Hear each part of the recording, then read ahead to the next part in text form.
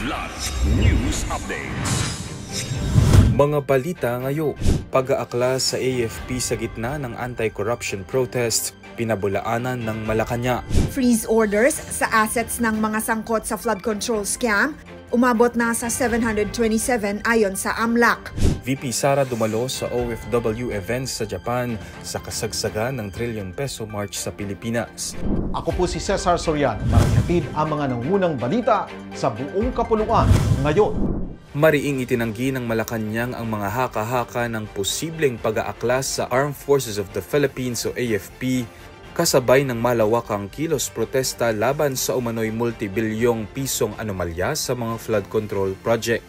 Ayon kay Palace Press Officer Claire Castro, buo ang tiwala ni Pangulong Ferdinand R. Marcos Jr. sa katapatan ng militar at naniniwalang ang mga nagpoprotesta ay laban sa korupsyon, hindi sa kanyang pamumuno.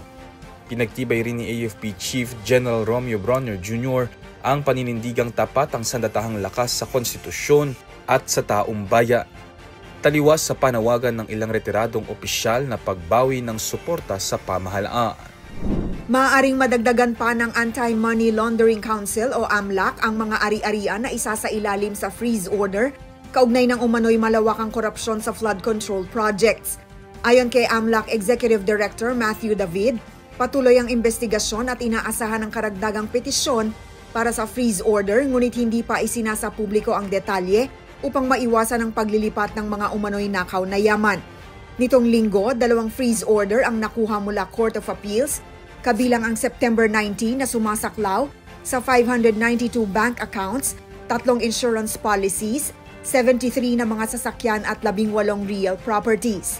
Maaari pang palawigin ang saklaw upang isama ang investments, alahas at virtual assets kung mapapatunayang may kinalaman sa katiwalian.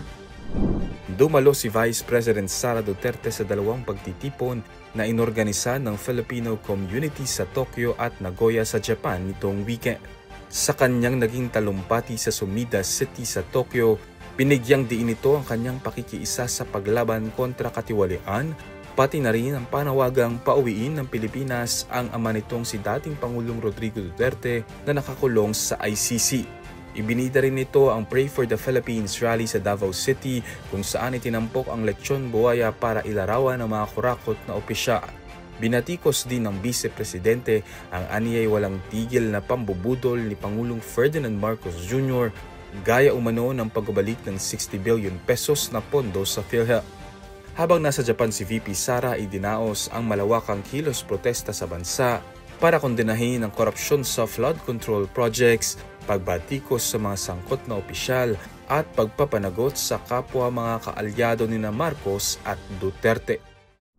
Ako po si Cesar Soriano, kasama nyo sa bawat pagputok ng balita.